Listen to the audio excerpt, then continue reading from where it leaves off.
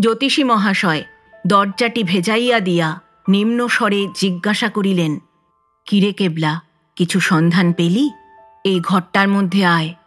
কেবল রাম টাকা দুইটি ট্যাঁকে গুজিতে গুজিতে বৈঠকখানা ঘরে প্রবেশ করিল। কি কি জেনে এলি বল দেখি, খুব আস্তে আস্তে কথা কোষ। কেবল তাহার অতি নিকটে গিয়া দাঁড়াইয়া ফিসফিস করিয়া বলিল,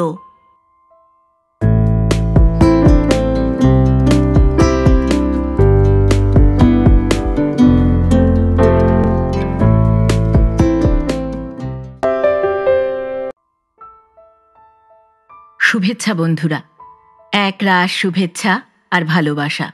আমি অর্পিতা, আর আপনারা শুনছেন এক ব্যাগ গপ্প ইউটিউব চ্যানেল।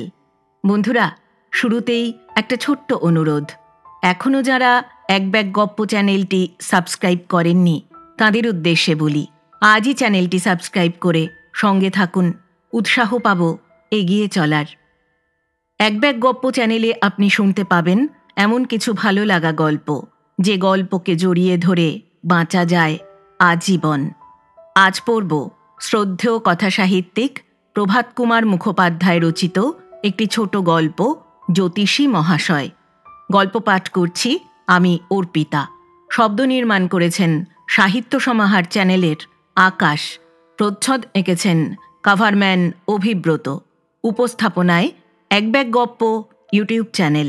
শুরু করছি শ্রদ্ধেয় লেখক প্রভাত কুমার মুখোপাধ্যায় রচিত একটি ছোট গল্প, জ্যোতিষী মহাশয়।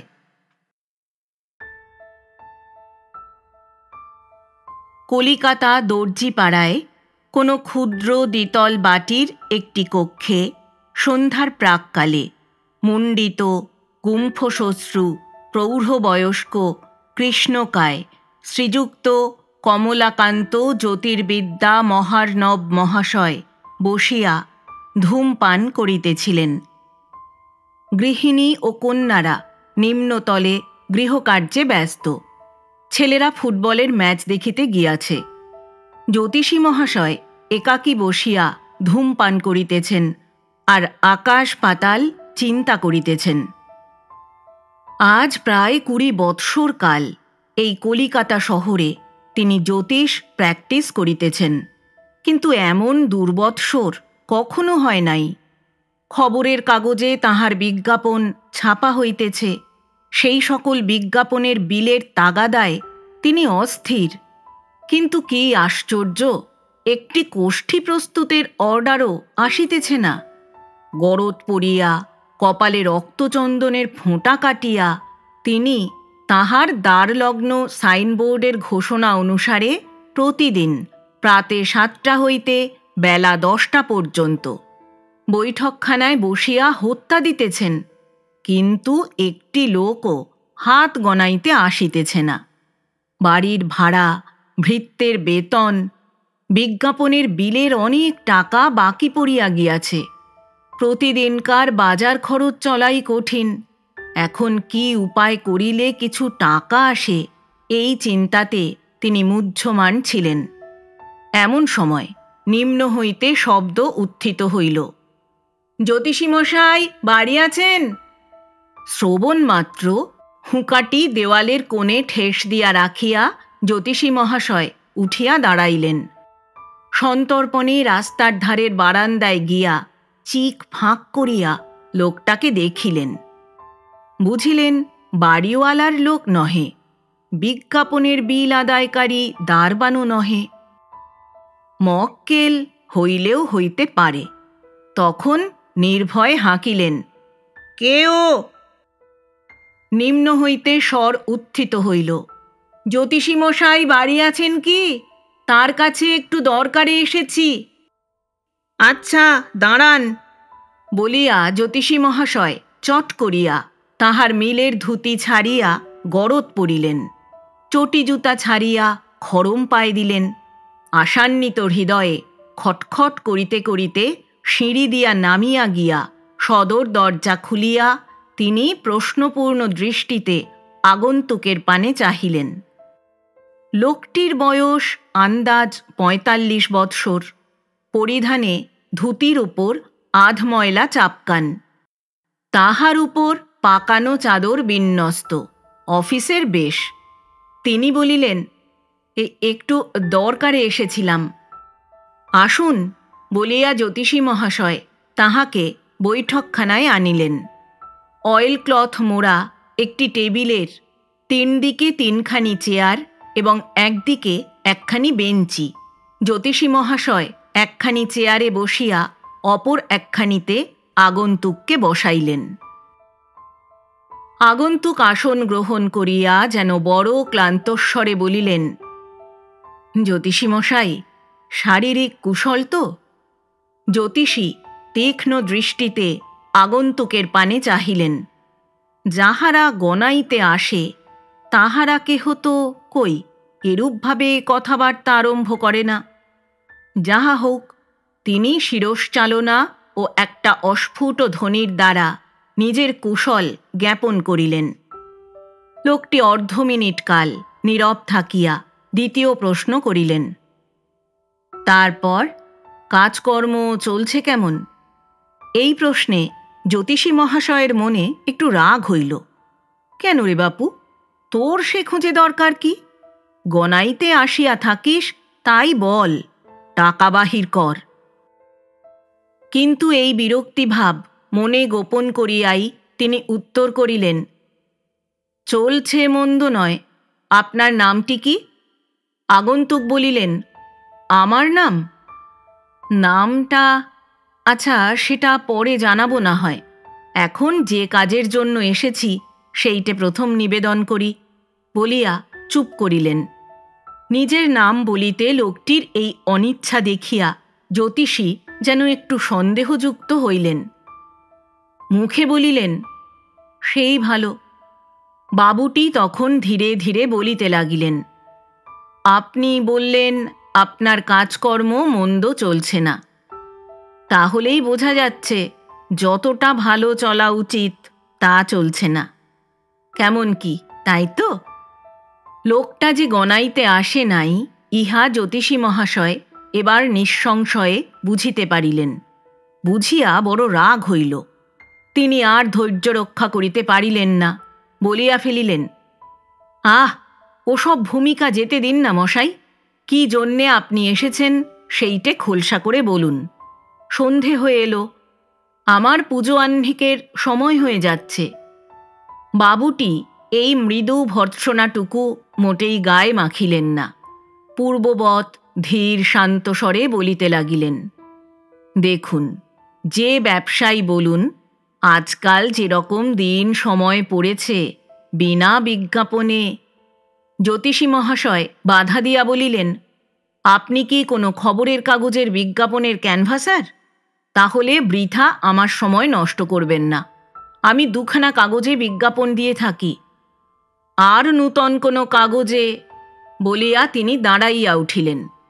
লোকটি শান্তভাবে বলিলেন, আহা, চড়ছেন কেন? আমি বিজ্ঞাপন ক্যানভাসার নই। বসুন বসুন। জ্যোতিষী মহাশয় বসিয়া বলিলেন, তবে আপনি কি ডিটেকটিভ? আজ্ঞে না, তাও নই। আমার 14 পুরুষে কখনো পুলিশের ছায়াও মারায়নি। আমি বলছিলাম কি, আপনার নামে আমি খবরের কাগজে একটা বিজ্ঞাপন দিতে চাই। আপনার 1 পয়সাও লাগবে না, খরচ আমার। এতক্ষণে জ্যোতিষী মহাশয়ের সন্দেহ হইল, লোকটা বোধহয় পাগল। যাহা হোক, বিনামূল্যে বিজ্ঞাপনের কথা শুনিয়া তাহার একটু কৌতূহল হইল। আবার তিনি বসিয়া আগন্তুকের পানে চাহিয়া রহিলেন। বাবুটি বলিলেন, আপনি বোধহয় ভাবছেন কোথাকার কে তা ঠিক নেই, নিজের খরচে বিজ্ঞাপন দিয়ে আমার উপকার করতে আসে কেন? বিজ্ঞাপনটির দ্বারা পরোক্ষভাবে আপনার কিছু উপকার হবে, কিন্তু আসলে আমারই একটা অভিপ্রায় সিদ্ধির জন্য বিজ্ঞাপনটি দেব। অত কথায় কাজ নেই, বিজ্ঞাপনটি পড়েই দেখুন না। বলেই ভদ্রলোক পকেট হইতে একখানা হস্তলিপি কাগজ বাহির করিয়া জ্যোতিষী মহাশয়ের সম্মুখে স্থাপন করিলেন।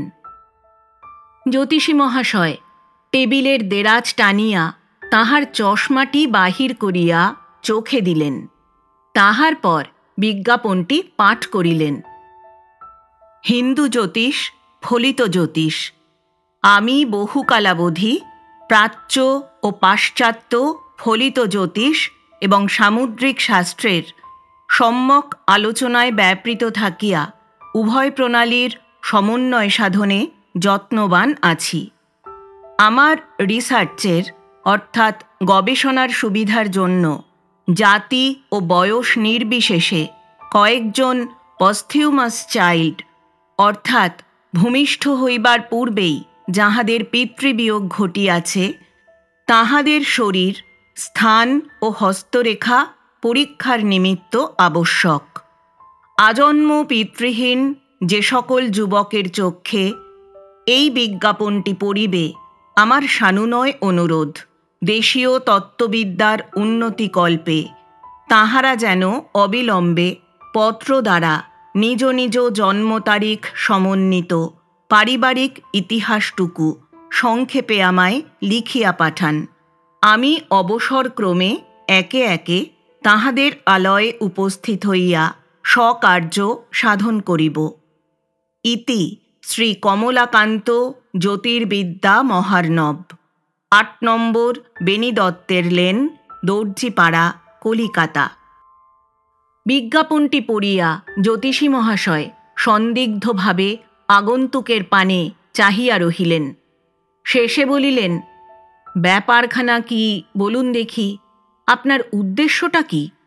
বাবুটি বলিলেন, উদ্দেশ্যটা বুঝতে পারলেন না? না, কোনো কারণে ধরুন একটি লোকের আমি সন্ধান করছি। সে লোকটি আজন্ম পিতৃহীন, কিন্তু কোথায় যে সে আছে তাও জানি নে, তার নাম কি তাও জানি নে। তবে পারিবারিক ইতিহাসটুকু পেলেই আমি বুঝতে পারব ঠিক সেই লোক কিনা। জ্যোতিষী বলিলেন, কেন, তাকে খুঁজছেন কেন? বাবুটি বলিল, সে কথাটি এখন প্রকাশ করা ঠিক হবে না। যদি সে লোককে পাওয়া যায় তাহলে আপনি তখন সব জানতেই পারবেন। এখন আপনি অনুগ্রহ করে অনুমতি দিলেই এই বিজ্ঞাপনটি আমি কয়েকখানি কাগজে ছাপতে দিই। আপনার এতে কিছুই লোকসান নেই, বরং দেশ বিদেশে নামটা আরও জাহির হয়ে যাবে। বিশেষত যারা কোনো রকম রিসার্চে প্রবৃত্ত, আজকাল লোকে তাদের খুব সম্মানের চক্ষে দেখে। এতে পরোক্ষভাবে আপনার কাজকর্মের সুবিধাই হবে। বলুন, আপনার অনুমতি আছে তো? জ্যোতিষী বলিলেন, আচ্ছা, তা যেন হলো। সে লোকটিকেই যখন আপনার দরকার তখন তার পারিবারিক ইতিহাসটুকু দিয়ে নিজের নামেই বিজ্ঞাপন ছাপাচ্ছেন না কেন? বাবুটি বলিলেন, কেন জানেন, সে লোক যদি এখন বেঁচে না থাকে, অন্য কেউ যদি জাল সেজে এসে তার নাম নিয়ে ঠকাতে চেষ্টা করে, এই জন্যে আর কি। বলুন, আপনার অনুমতি আছে তো? জ্যোতিষী ক্ষণকাল কি ভাবিলেন, শেষে বলিলেন, অনুমতি দিতে পারি, কিন্তু বিজ্ঞাপনে আমি আরও ৩-৪ লাইন যোগ করে দিতে চাই। কি যোগ করবেন বলুন? বাবুটি উত্তর দিলেন। জ্যোতিষী মহাশয় তখন কলম লইয়া বিজ্ঞাপনের শেষ ভাগে যোগ করিয়া দিলেন, নির্ভুল ও অকাট্য কোষ্ঠী প্রস্তুত করিবার পারিশ্রমিক ১০ হইতে ৫০ টাকা মাত্র। প্রতিদিন প্রাতে ৭টা হইতে দশম ঘটিকা পর্যন্ত সমাগত নরনারীগণের হস্তরেখা বিচারে ফলাফল বর্ণনা করিয়া থাকি। পারিশ্রমিক ২ টাকা মাত্র। বাবুটি দেখিলেন ইহা যোগ করিতে হইলে ৩-৪ লাইনের মূল্য বাড়িয়া যায়। তথাপি তিনি স্বীকৃত হইলেন, বলিলেন, আচ্ছা, তা বেশ। এই বিজ্ঞাপনের উত্তরে চিঠিপত্র যা আসবে তা সব রেখে দেবেন, আমি মাঝে মাঝে এসে সেগুলি দেখে যাব। বলিয়া তিনি উঠিলেন। জ্যোতিষী মহাশয় বলিলেন, আপনার নাম ঠিকানা রেখে যান, সেগুলো চাকর দিয়ে আপনাকে পাঠিয়ে দেবক্ষণ। আবার কষ্ট করে কেন রোজ আপনি আসবেন? বাবুটি বলিলেন, না না, সে কষ্ট কিছুই নয়, চাকর দিয়ে পাঠাতে হবে না, আমি নিজেই মাঝে মাঝে এখানে এসে দেখে যাব। আজ হলো গিয়ে বুধবার, তাই তো? বিজ্ঞাপন বেরুতে, তার জবাব আসতে অন্তত 3-4 দিন লাগবে। রবিবারে এই সময় আবার আমি আসব। আচ্ছা, এখন উঠি তবে, প্রণাম বলিয়া বাবুটি প্রস্থান করিলেন। জ্যোতিষী মহাশয় ভাবিতে লাগিলেন, কে লোকটা? নাম ধাম কিছুই বললে না, যাবার সময় প্রণাম বলে গেল। তাহলে ব্রাহ্মণ নয়। কোনো মন্দ উদ্দেশ্য আছে কি না তাই বা কে জানে। সন্ধ্যা হইল দেখিয়া সদর বন্ধ করিয়া জ্যোতিষী মহাশয় খটখট করিতে করিতে উপরে উঠিয়া গেলেন। রবিবার দিন যথাসময়ে বাবুটি আসিয়া দর্শন দিলেন। এখনো পর্যন্ত কোনো চিঠি আসে নাই শুনিয়া ক্ষুণ্ণ মনে তিনি প্রস্থান করিতেছিলেন। জ্যোতিষী আগ্রহ করিয়া তাহাকে বসাইয়া কথাবার্তা আরম্ভ করিলেন। কথার কৌশলে তাহার পরিচয় এবং বিজ্ঞাপন দিয়া লোক খোঁজার উদ্দেশ্য জানিতে চেষ্টা করিলেন, কিন্তু তাহাতে কোনো ফল হইল না। বাবুটি জ্যোতিষী মহাশয়ের মনের ভাব বুঝিয়া হাত দুটি জোর করিয়া কহিলেন, আমার পরিচয় দিলাম না বলে, সব কথা খুলে বললাম না বলে আপনি আমার অপরাধ নেবেন না। কোনো বিশেষ প্রতিবন্ধকতা আছে বলেই এই সব কথা এখন প্রকাশ করতে পারছি নে।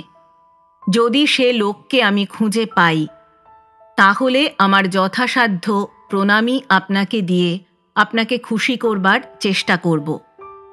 জ্যোতিষী বলিলেন, না না, তার জন্যে আর কি, ওটা একটা কথার কথা জিজ্ঞাসা করছিলাম বই তো নয়, সে যাক বলিয়া জ্যোতিষী মহাশয় অন্য প্রসঙ্গ উত্থাপন করিলেন। জিনিসপত্রের মহার্ঘতা, রাজপথে গুন্ডার উপদ্রব, স্বদেশ হিতৈষীগণের ভণ্ডামি প্রভৃতি বিবিধ বিষয়ে দুইজনে আলোচনা চলিতে লাগিল। কিয়ৎক্ষণ পরে জানালার বাহিরে পেনছুট, চুলে টেরি কাটা, চক্ষু বসা, খালি গা এক যুবক দেখা দিল।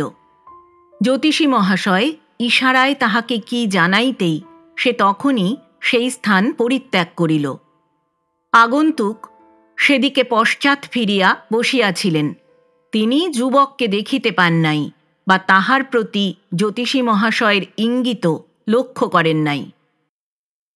অবশেষে সন্ধ্যা হয় দেখিয়া বাবুটি উঠিলেন, বলিলেন, আচ্ছা, তাহলে পরশু বিকেলে আর একবার খবর নিয়ে যাব। এখন আসি তাহলে, প্রণাম। জয়স্তু বলিয়া জ্যোতিষী মহাশয় তাহার সঙ্গে সঙ্গে সদর দরজার বাহির হইয়া দাঁড়াইলেন। পূর্বোক্ত টেরিকাটা চক্ষু বসা যুবক রাস্তার অপর পারে পানের দোকানের নিকট দাঁড়াইয়া বিড়ি টানিতেছিল। জ্যোতিষী মহাশয়ের সহিত চোখাচোখি হইতেই সে একটু হাসিল। বাবুটি অল্প দূর অগ্রসর হইলে জ্যোতিষী মহাশয় একটা ইঙ্গিত করিলেন। সেই যুবক তৎক্ষণাৎ বাবুটির পিছু লইল। জ্যোতিষী মহাশয় দরজা বন্ধ করিয়া উপরে গেলেন। প্রায় 1 ঘণ্টা পরে সেই যুবক ফিরিয়া আসিয়া জ্যোতিষী মহাশয়ের সদর দরজার কড়া নাড়িল। জ্যোতিষী মহাশয় লণ্ঠন হস্তে নামিয়া দরজা খুলিয়া দিয়া যুবককে ভিতরে ডাকিলেন। সে ভিতরে আসিলে দরজাটি ভেজাইয়া দিয়া নিম্নস্বরে জিজ্ঞাসা করিলেন, কিরে কেবলা, কিছু সন্ধান পেলি? যুবকের নাম কেবলরাম। সে দন্ত বিস্তার করিয়া হাসিয়া বলিল, আজ্ঞে, সব সন্ধানই নিয়ে এলাম। আপনার শ্রীচরণ আশীর্বাদে এই কেবলরামের অসাধ্য কি কিছু আছে? কি সন্ধান পেলি বল দেখি। জ্যোতিষী বলিলেন। কেবলরাম মাথাটি একধারে নত করিয়া বলিল, আজ্ঞে, এই টাকা দুটো। জ্যোতিষী একটু বিরক্তির সহিত বলিলেন, আগে টাকা নিয়ে তবে কথা বলবি? পাড়ার ছেলে তোরা, আমাকে এত অবিশ্বাস? কেবল বলিল, অবিশ্বাসের কথা কে বলেছে? তবে আজ টাকা দুটোর বিশেষ প্রয়োজন ঠাকুরমশাই। আগে এই রাত 9টা অবধি খোলা থাকতো, আজকাল আবার শালারা 8টা বাজলি দোকান বন্ধ করে দেয়। তখন পানওয়ালার দোকান থেকে ডবল দাম দিয়ে জল মেশানো কিনতে হয়। 7টা বেজে গিয়েছি কিনা তাই বলছি। কেবল রামের এই স্পষ্ট ও নির্ভীক উক্তি শ্রবণ করিয়া একটু হাসিয়া তাহাকে অপেক্ষা করিতে বলিয়া জ্যোতিষী মহাশয় উপরে চলিয়া গেলেন। ফিরিয়া আসিয়া কেবল রামের হস্তে 2টি টাকা দিয়া বলিলেন, এই ঘরটার মধ্যে আয় বলিয়া তাহাকে বৈঠকখানায় ডাকিলেন। কেবল রাম টাকা 2টি ট্যাঁকে গুজিতে গুজিতে বৈঠকখানা ঘরে প্রবেশ করিল। জ্যোতিষী মহাশয় লণ্ঠনটি টেবিলের উপর রাখিয়া চেয়ারে বসিয়া বলিলেন, কি কি জেনে এলি বল দেখি, খুব আস্তে আস্তে কথা কোষ। কেবল তাহার অতি নিকটে গিয়া দাঁড়াইয়া ফিসফিস করিয়া বলিল, তার নাম হরিহর মিত্তির গো, টান্নি বাড়িতে চাকরি করে, 100 টাকা মাইনে পায়, শ্যামবাজারে 32 নম্বর কালু ঘোষ লেনে থাকে, নিজের বাড়ি নয় ভাড়া বাড়ি। যা যা জানতে চেয়েছিলেন দেখুন সবই জেনে এসেছি। জ্যোতিষী বলিলেন, ঠিক খবর পেয়েছিস তো, ভুলটুল হয়নি?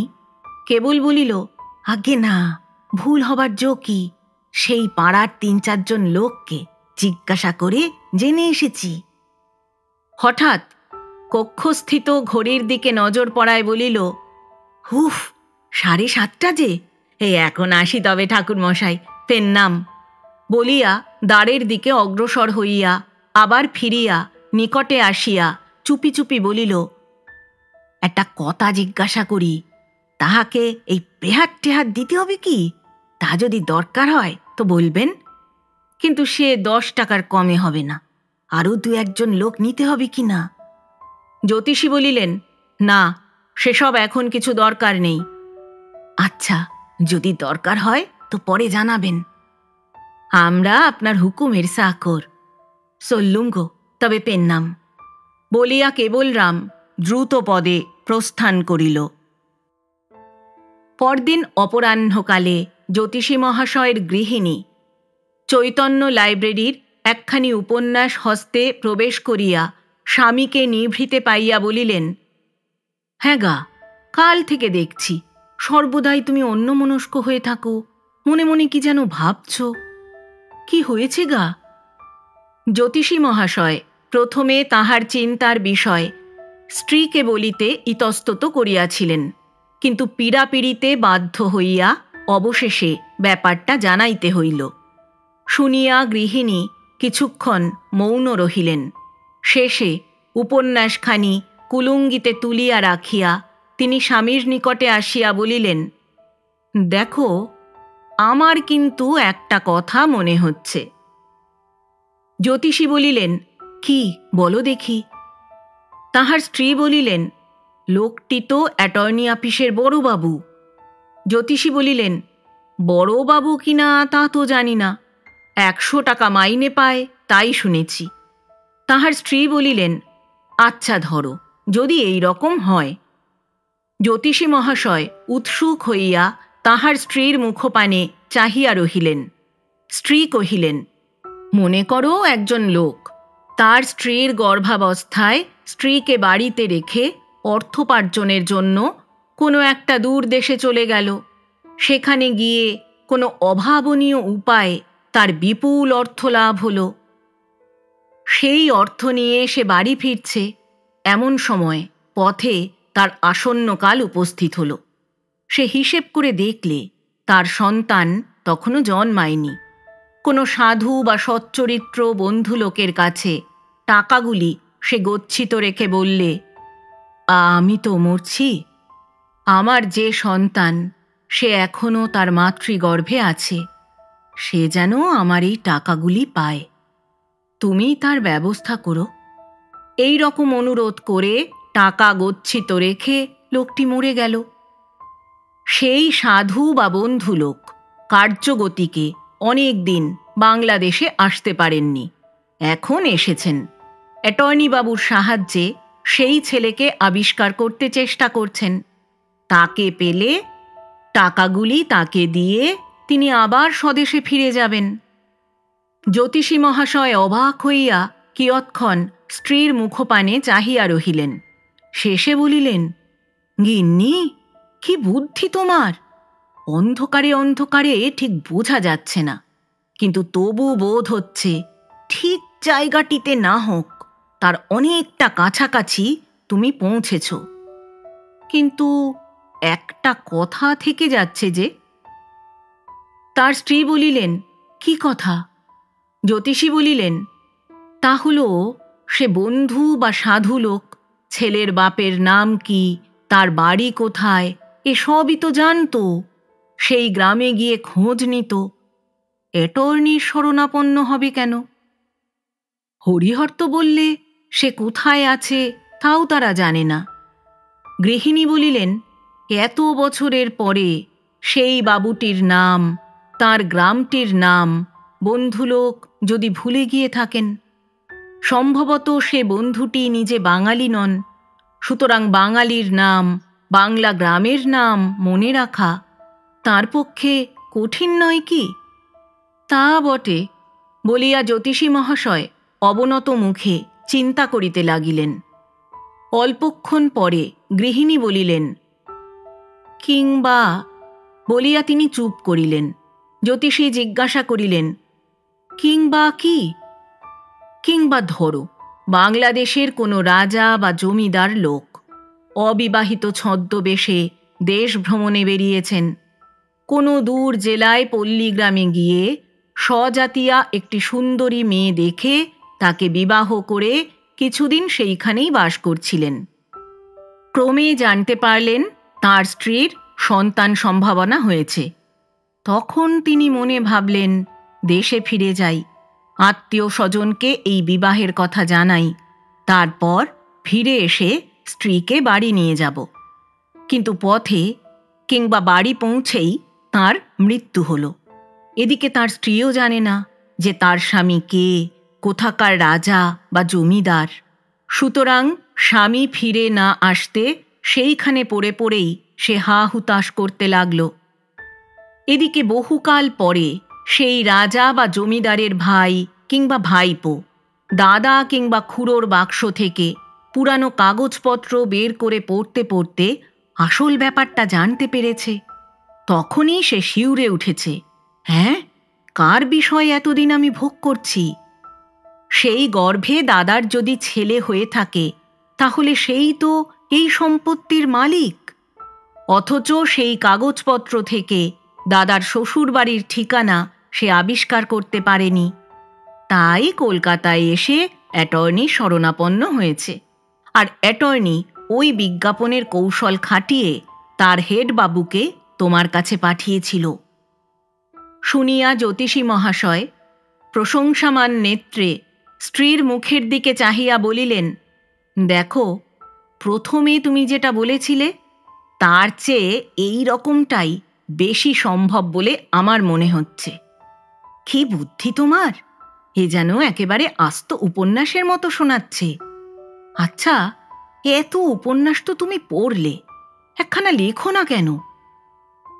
গৃহিণী মনে মনে খুশি হইয়া মুখে বলিলেন, যাও যাও, আর ঠাট্টা করতে হবে না। আচ্ছা, তুমিও একটা কিছু ভাবছিলে তো? তুমি কি ভাবছিলে শুনি? জ্যোতিষী বলিলেন, আমি অ্যাটর্নির কথা শুনে পর্যন্ত একটা উইল টুইলের ব্যাপারের মধ্যে কিছু আছে তাই ভাবছিলাম। গৃহিণী বলিলেন, একটা উইল টুইল ঘটিতই হোক আর যাই হোক, একটা সম্পত্তির ব্যাপার এর ভিতরে আছেই আছে। নইলে দেখছ না, পাছে সে লোক মরে গিয়ে থাকে আর কেউ জাল সেজে এসে দাঁড়ায়, সেই বিষয়ে এত সাবধান হওয়ার দরকার কি? নিশ্চয়ই 10-20 লাখ টাকা এর ভিতর আছে। জ্যোতিষী বলিলেন, আমারও তাই মনে হয়। সন্ধ্যা সমাগত দেখিয়া গৃহিণী গৃহকার্যের জন্য এবং জ্যোতিষী মহাশয় সন্ধ্যা বন্দনার জন্য প্রস্তুত হইয়া উঠিয়া গেলেন। মঙ্গলবার হরিহরবাবু আসিয়া দেখিলেন একখানি মাত্র পত্র আসিয়াছে। তিনি সেখানি পাঠ করিয়া তাহা ছিঁড়িয়া ফেলিলেন। জ্যোতিষী মহাশয় জিজ্ঞাসা করিলেন, কি হল, এ নয়? হরিহরবাবু বলিলেন, না।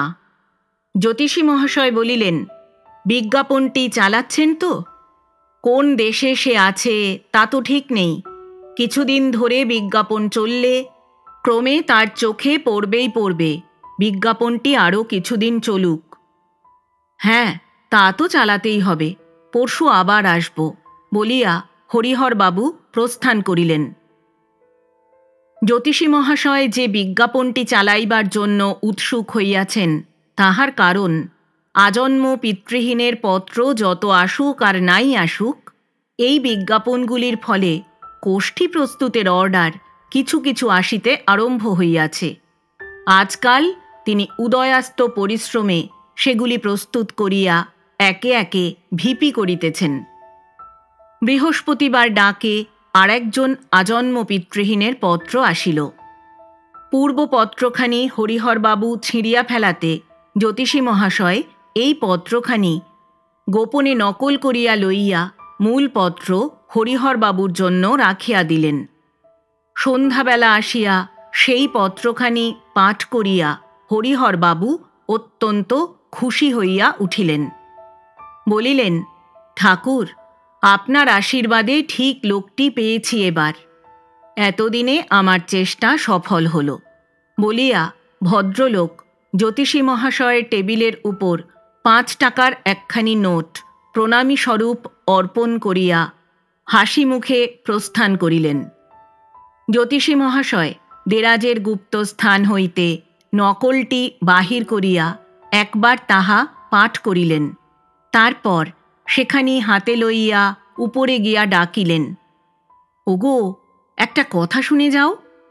গৃহিণী আসিয়া দাঁড়াইতেই চুপি চুপি বলিলেন, হরিহর যাকে খুঁজছিল তার চিঠি এতদিনে এসেছে, এই দেখো। বলিয়া নকলখানি তাহার হস্তে দিলেন। পত্রখানি এই, বেঙ্গলি মেস, মোরাদপুর, বাঁকিপুর। মহাশয়, বিশ্বদূত সংবাদপত্রে আপনার প্রদত্ত বিজ্ঞাপনটি পাঠ করিলাম। তদুত্তরে লিখিতেছি, আমি আজন্ম পিতৃহীন। আমার পিতা বরদাচরণ ঘোষ মহাশয় সিমলা শৈলে বড় লাট সাহেবের দপ্তরে চাকরি করিতেন। আমার মাতা ঠাকুরানী নদিয়া জেলার মুকুন্দপুর গ্রামে আমার মাতুলালয়ে ছিলেন। আমি ভূমিষ্ঠ হইবার 2 মাস পূর্বে সিমলা শৈলে জ্বর ও নিউমোনিয়া রোগে আমার পিতৃদেবের দেহান্ত হয়। আমার জন্ম তারিখ জানি না, সন 1300 সাল বৈশাখ মাস, এইটুকু মাত্র জানি। 10 বৎসর বয়ঃক্রমকালে আমি মাতৃহীন হই। পরে আমার মাতুল মহাশয় ও মাতুলানী ঠাকুরানীও স্বর্গারোহণ করেন। 15 বৎসর বয়সে আমি প্রাতঃস্মরণীয়া মহারানী স্বর্ণময়ীর আশ্রয় লাভ করিয়া বহরমপুর কলেজে পড়িয়া তথা হইতে বিএ পাশ করিয়া এখন বাঁকিপুরে 50 টাকা বেতনে শিক্ষকতা করিতেছি ও সঙ্গে সঙ্গে আইন পড়িতেছি। আমার আত্মবিবরণ সংক্ষেপে আপনাকে জানাইলাম। ইতি বিনীত শ্রী সুধীর কুমার ঘোষ। পত্রখানি গৃহিণী নিবিষ্ট চিত্তে পাঠ করিয়া স্বামীকে বলিলেন, হুফ, দেখো একবার কাণ্ড। 50 টাকা মাইনের মাস্টারি করছে, কোথাও কিছু নেই, হঠাৎ একটা মস্ত বড় লোক হয়ে যাবে। একেই বলে অদৃষ্ট। জ্যোতিষী বলিলেন, কিন্তু আমরা যে 2টো অনুমান করেছিলাম, কই, তার কোনোটার সঙ্গেই তো মিলছে না। গৃহিণী বলিলেন, তা কি করে জানলে মিলছে না? অবশ্যই ঠিক ব্যাপারটা কি হয়েছে তা আমরা জানি নে। ধরো, ওই সিমলা পাহাড়ে বেড়াতে গিয়ে তার বাপ যদি মস্ত একখানা হিরেই কুড়িয়ে পেয়ে থাকে, যার দাম 20 লাখ, সে হিরে হয়তো কারোর কাছে গচ্ছিত আছে, সে এখন উত্তরাধিকারীকে খুঁজছে, কিংবা মরবার আগে ওর বাপ হয়তো কোনো রাজা মহারাজার বিশেষ কোনো উপকার করেছিল, সেই রাজা সেই উপকারের পুরস্কার স্বরূপ কোনো জায়গির টাইগির দেবার জন্যে ছেলেকে এখন খুঁজছে। ঠিক কি তা তো আমরা জানি নে। জ্যোতিষী মহাশয় একটু চিন্তা করিয়া বলিলেন, একটা বিশেষ রকম প্রাপ্তিযোগ তার আছে বলে আমারও বিশ্বাস হচ্ছে। তাহলে এখন কি করা যায় বলো দেখি। গৃহিণী বলিলেন, যা পরামর্শ ছিল তাই করো। আজই রওনা হয়ে তুমি বাঁকিপুরে যাও। তার সঙ্গে দেখা করে যেরকম বলেছিলে সেই রকম একখানা দলিল তার কাছে লিখিয়ে কালই রেজিস্ট্রারি করে নাও। তারপর যা আছে অদৃষ্টে। কিরকম দলিল লেখাবে আর একবার বলো দেখি। জ্যোতিষী বলিলেন, লেখাবো আপনার প্রদত্ত বিজ্ঞাপন মূলে এবং আপনার উপদেশে চালিত হইয়া আমি যাহা কিছু ধন সম্পত্তি লাভ করিতে পারিব তাহার অর্ধাংশ আপনার পারিশ্রমিক ও পরামর্শের মূল্য স্বরূপ বিনা ওজরে আপনাকে দিতে আমি বাধ্য রহিলাম। উকিল সব ঠিক করে লিখে দেবে ক্ষণ। পরদিন প্রাতে একটি ক্যাম্বিসের ব্যাগ হাতে করিয়া জ্যোতিষী মহাশয় পদব্রজে বাঁকিপুর শহরের মধ্যে প্রবেশ করিলেন। মোরাদপুরে গিয়া বেঙ্গলি মেস অন্বেষণ করিতে লাগিলেন, কিন্তু প্রথমে পথচারী কেহই তাহার সন্ধান বলিতে পারিল না। অবশেষে একজন বাঙালি বাবু বলিলেন, ও বুঝেছি, কাউ লজ। আসুন দেখিয়ে দিচ্ছি। নির্দিষ্ট স্থানে নীত হইয়া জ্যোতিষী মহাশয় দেখিলেন মেসবাড়িটির সম্মুখে খানিকটা খোলা জায়গায় বিস্তর গরু বাঁধা রহিয়াছে। পথপ্রদর্শক বাবুটি বলিলেন, ওইটি বেঙ্গলি মেস, তবে গরুগুলি সামনে থাকার জন্যে লোকে এটাকে কাউ লজ বলে। যান, ওই দরজা দেখা যাচ্ছে বলিয়া বাবুটি প্রস্থান করিলেন। জ্যোতিষী মহাশয় সাবধানে গরুর ভিড় ঠেলিয়া সদর দরজায় দাঁড়াইয়া দেখিলেন নিম্নতলের বারান্দায় 2-3 জন বাবু চলাফেরা করিতেছেন। তখন তিনি ভিতরে প্রবেশ করিয়া জিজ্ঞাসা করিলেন, মহাশয়, সুধীরবাবু এখানে আছেন কি? বাবুরা বলিলেন, ছাদে ওই তেতলার ঘরে আছেন, ওই সিঁড়ি দিয়ে উঠে যান যান। জ্যোতিষী মহাশয় তেতলায় উঠিয়া দেখিলেন তথায় একখানি মাত্র ঘর, বাকি সমস্ত ছাদ। সুধীর তখন নিদ্রাভঙ্গে শয্যা ত্যাগ করিয়া মুখ হাত ধুইতে যাইবার আয়োজন স্বরূপ নিজের তক্তপোষে বসিয়া সিগারেট সেবন করিতেছিল।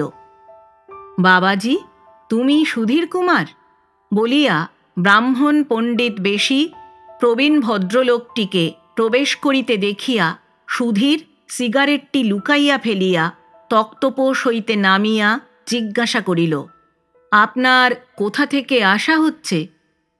প্রশ্নের উত্তর দিয়া জ্যোতিষী মহাশয় বলিলেন, বাবাজি, তুমি মুখ হাত ধুয়ে এসো, তোমার সঙ্গে আমার কিছু বিশেষ কথা আছে।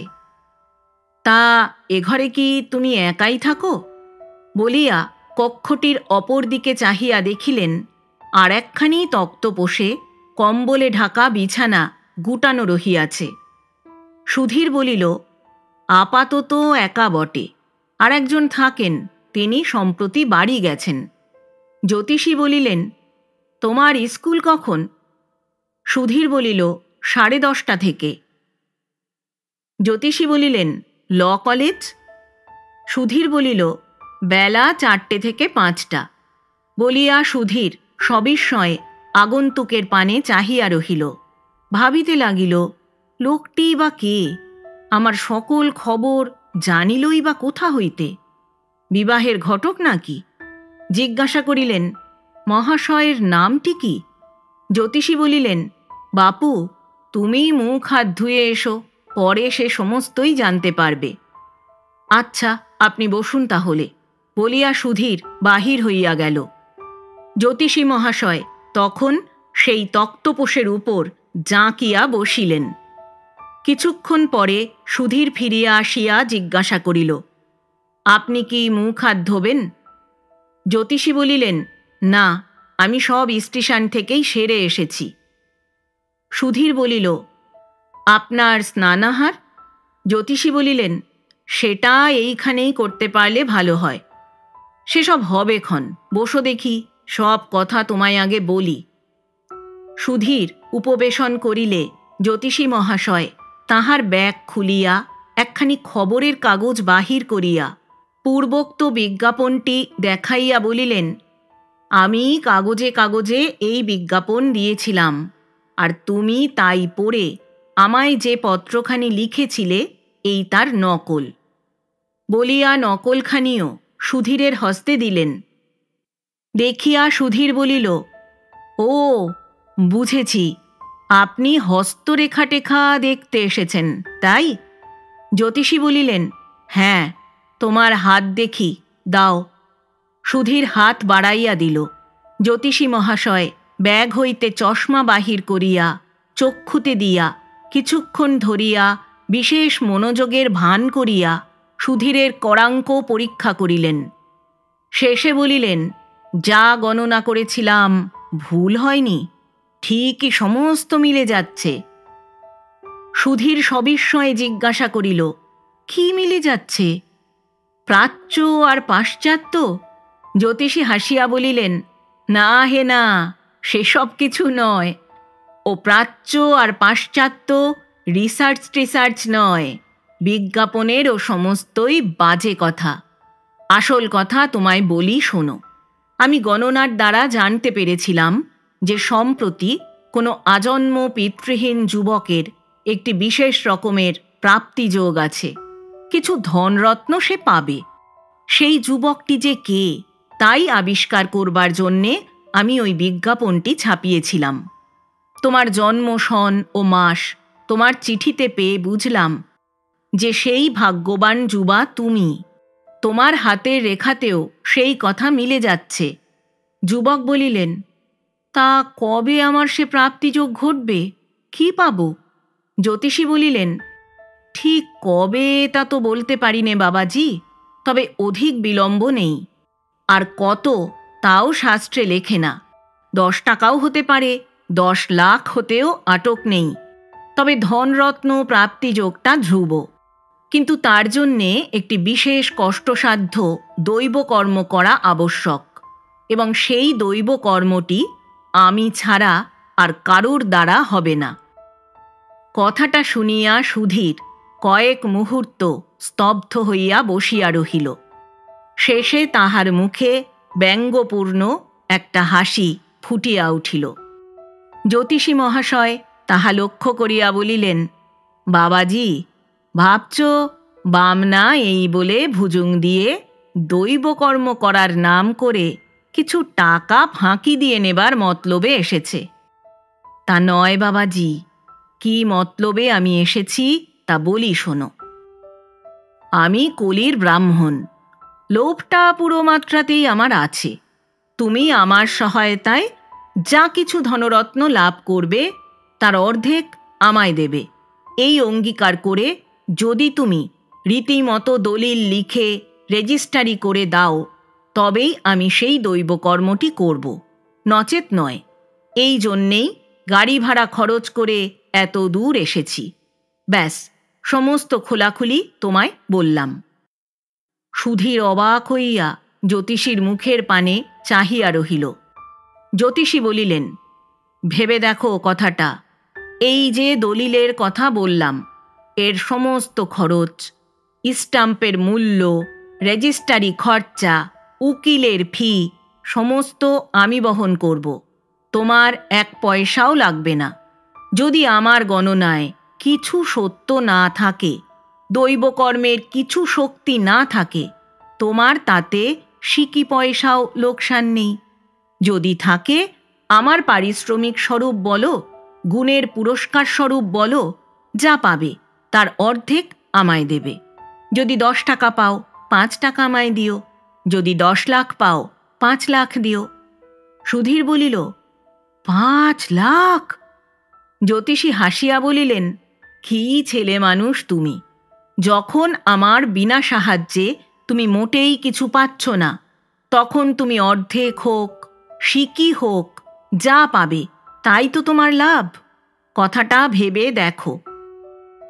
সুধীর কথাটা ভাবিয়া দেখিয়া জ্যোতিষী মহাশয়ের যুক্তির সারবত্তা স্বীকার করিতে বাধ্য হইল।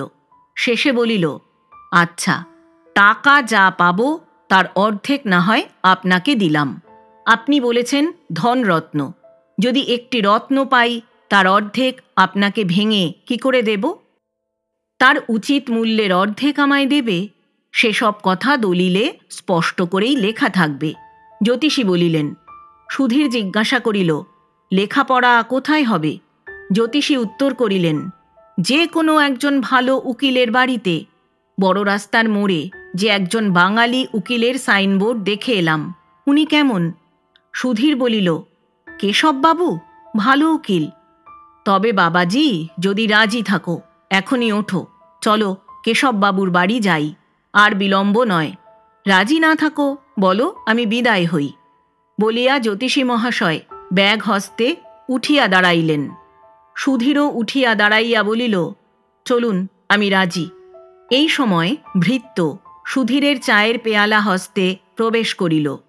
সুধীর মুখ পুড়াইয়া সেই গরম চা এক নিঃশ্বাসে পান করিয়া লইয়া জ্যোতিষী মহাশয়ের সহিত উকিল বাড়ি গেল। সেই দিন অপরাহ্নের ট্রেনে রেজিস্ট্রারি দলিলখানা ব্যাগে ভরিয়া জ্যোতিষী মহাশয় কলিকাতা রওনা হইলেন। যাইবার সময় সুধীরকে নিজের যজ্ঞোপবীত স্পর্শ করাইয়া শপথ করাইয়া লইলেন যে প্রাপ্তিযোগটি সফল হইবা মাত্র সে শতপ্রণোদিত হইয়া জ্যোতিষী মহাশয়কে সেই সংবাদ প্রদান করিবে। কলিকাতায় ফিরিয়া জ্যোতিষী মহাশয় গৃহিণীকে সকল কথা জানাইলেন এবং আশান্বিত হৃদয়ে উভয়ে দিন যাপন করিতে লাগিলেন। সপ্তাহ কাটিল, পক্ষকাল কাটিল, কিন্তু সুধীরের নিকট হইতে কোনো প্রকারের সংবাদ নাই। এদিকে অ্যাটর্নিরা তাহাকে লইয়া কি করিল না করিল তাহা জানিবারও কোনো উপায় নাই। তখন নিতান্ত উদ্বিগ্ন হইয়া জ্যোতিষী মহাশয় পুনরায় বাঁকিপুর যাত্রা করিলেন। বেঙ্গলি মেসে গিয়া শুনিলেন সপ্তাহখানেক হইল স্কুলের চাকরিতে ইস্তফা দিয়া সুধীর চলিয়া গিয়াছে। কোথায় যাইতেছে তাহা কাহাকেও কিছুই বলিয়া যায় নাই। কলিকাতায় ফিরিয়া আসিয়া কর্তা গৃহিণীতে আলোচনা করিয়া স্থির করিলেন যে রাজা জায়গির দিবে সেই রাজার নিকটেই সুধীর বোধহয় গমন করিয়াছে। গৃহিণী বলিলেন, শেষে কি ফাঁকি দেবে আমাদের? জ্যোতিষী বিমর্ষভাবে বলিলেন, পইতে ছুঁইয়ে শপথ করিয়ে নিয়েছি, ফাঁকি দেন নরকে পচে মরবেন। গৃহিণী বলিলেন, তাতে তো আমাদের ভারী লাভ। আচ্ছা, এই দুবার বাঁকিপুর যাতায়াতে দলিলে টলিলে কত খরচ হলো? জ্যোতিষী বলিলেন, সেই হিসেবেই সেদিন দেখছিলাম 40 টাকা খরচ হয়েছে। গৃহিণী বলিলেন, ওই 40 টাকা জলে গেল। আরও 1 সপ্তাহ কাটিল। সেদিনও অপরাহ্নে জ্যোতিষী মহাশয় দ্বিতলের সেই কক্ষটিতে বসিয়া আপন মনে ধূমপান করিতেছিলেন। এমন সময় নিম্ন হইতে শব্দ উঠিল, জ্যোতিষী মশাই, জ্যোতিষী মশাই। বারান্দায় গিয়া চিক ফাঁক করিয়া জ্যোতিষী মহাশয় দেখিলেন সুধীর, কিন্তু সে নিজস্ব মোটর গাড়িতে বা ল্যান্ডো হাঁকাইয়া আসে নাই, সাধারণ গৃহস্থের সাজে পদব্রজে আসিয়াছে। দেখিয়া জ্যোতিষী মহাশয়ের বুকটা দমিয়া গেল। জ্যোতিষী মহাশয় ভগ্ন মনে নামিয়া গেলেন। দ্বার খুলিয়া বলিলেন, এই যে সুধীর বাবাজি, এতদিনে মনে পড়ল? এসো এসো, ভেতরে এসো। বলিয়া তাহাকে বৈঠকখানায় আনিলেন। সুধীর তাহার পদধূলি লইয়া বলিল, আপনার কৃপায় ধনরত্ন আমি লাভ করেছি। আমার শর্ত অনুসারে তার অর্ধভাগ আপনাকে আমি দেব বলে ডাকতে এসেছি। যুবকের অঙ্গে লক্ষপতির পোশাক না থাকিলেও তাহার মুখে আনন্দের উচ্ছ্বাস দেখিয়া জ্যোতিষী মহাশয়ের একটু ভরসা হইল। ভাবিলেন, লাখপতি না হোক, তবু বোধহয় বেশ ভালো রকমই কিছু প্রাপ্তিযোগ ঘটিয়াছে। নিজে বসিয়া সুধীরকে বসাইয়া জিজ্ঞাসা করিলেন, কীরকমটা হলো সব বলো দেখি বাবাজি। সুধীর হাসিতে হাসিতে বলিল, আজ্ঞে, আগে কিছু বলবো না, আমার সঙ্গে আসুন, একেবারে দেখাবো। আপনাকে নিতে এসেছি, চলুন। জ্যোতিষী জিজ্ঞাসা করিলেন, কত দূর? সুধীর বলিল, কাছেই, শ্যামবাজার। আচ্ছা, বসো বাবা, আমি কাপড় বদলে আসি, বলিয়া জ্যোতিষী মহাশয় উপরে চলিয়া গেলেন।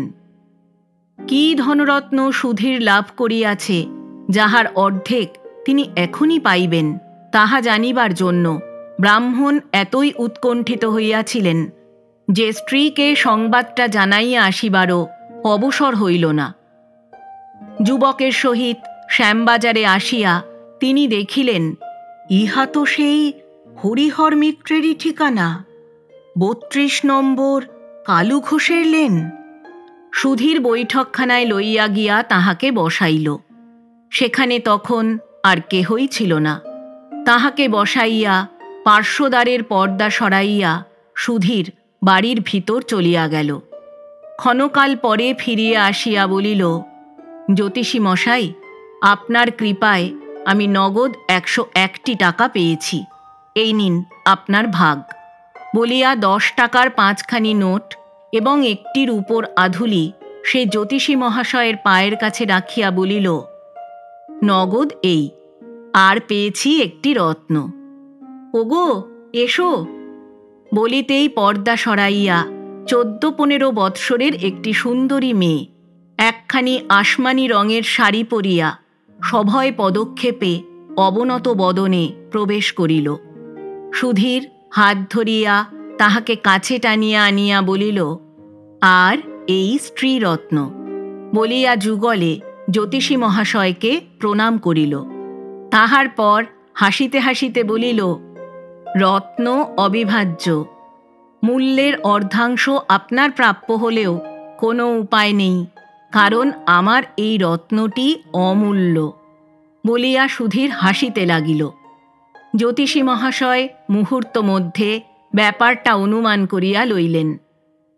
সুধীরের দেওয়া ৫খানি নোট হইতে একখানি তুলিয়া লইয়া মেয়েটির হাতে দিয়া আশীর্বাদ করিয়া বলিলেন, আচ্ছা, তা বেশ হয়েছে, বেশ হয়েছে, বেঁচে থাকো মা, সুখে থাকো। মেয়েটি কার হে সুধীর?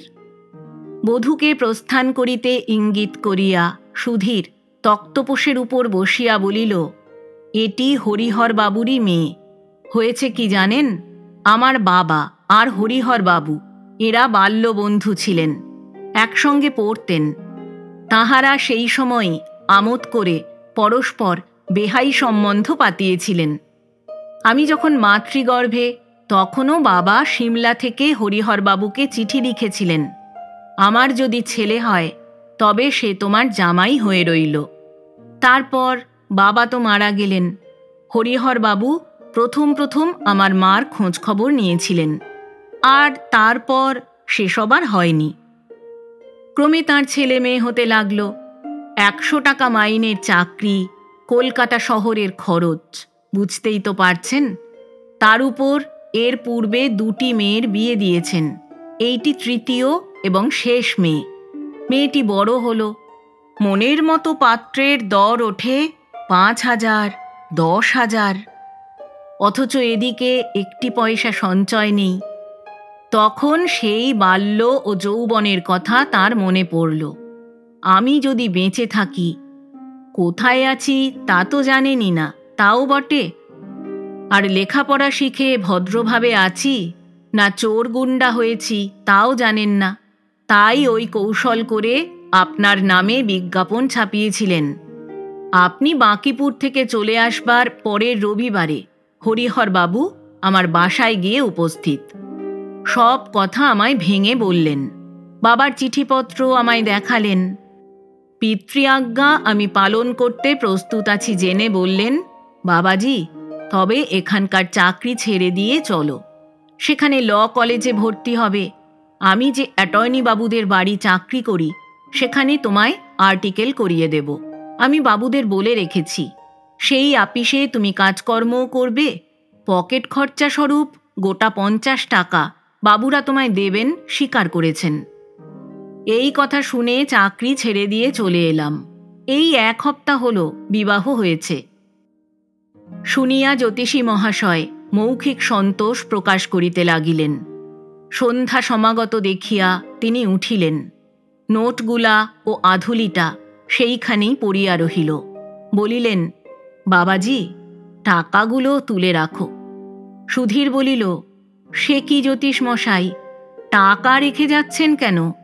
আপনার ভাগে টাকা বলে রহস্য করেছি বই তো নয়। ওই টাকা দিয়ে আমরা দুজনে আপনাকে প্রণাম করেছি, নিন নিন। বলিয়া সুধীর নোটগুলি জ্যোতিষী মহাশয়ের পকেটে ফেলিয়া দিল। আচ্ছা, তবে তাই বলিয়া জ্যোতিষী মহাশয় ধীরে ধীরে প্রস্থান করিলেন। বাড়ি গিয়া স্ত্রীকে বলিলেন, গিন্নি, বাঁকিপুর যাতায়াতে দলিল খরচায় 40 টাকা জলে গিয়েছে বলেছিলে, তা যায়নি। সেই 40 টাকা জল থেকে উঠে ফিরে এসেছে, এই নাও। বলিয়া টাকাগুলি স্ত্রীর হস্তে প্রদান করিয়া তামাক সাজিতে বসিলেন। ধূমপান করিতে করিতে তিনি স্ত্রীকে আদ্যপান্ত সমস্ত কথা জানাইতে লাগিলেন।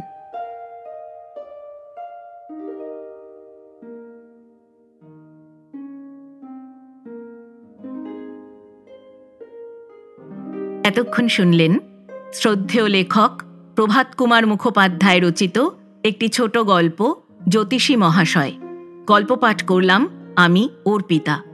গল্প পাঠ ভালো লাগলে চ্যানেলটি সাবস্ক্রাইব করে পাশে থাকবেন বন্ধুরা। আবার আসবো আগামী সপ্তাহে আবার কোনো ভালো লাগা গল্প নিয়ে। আজ তাহলে বিদায় নিচ্ছি। সবাই ভালো থাকবেন, সুস্থ থাকবেন।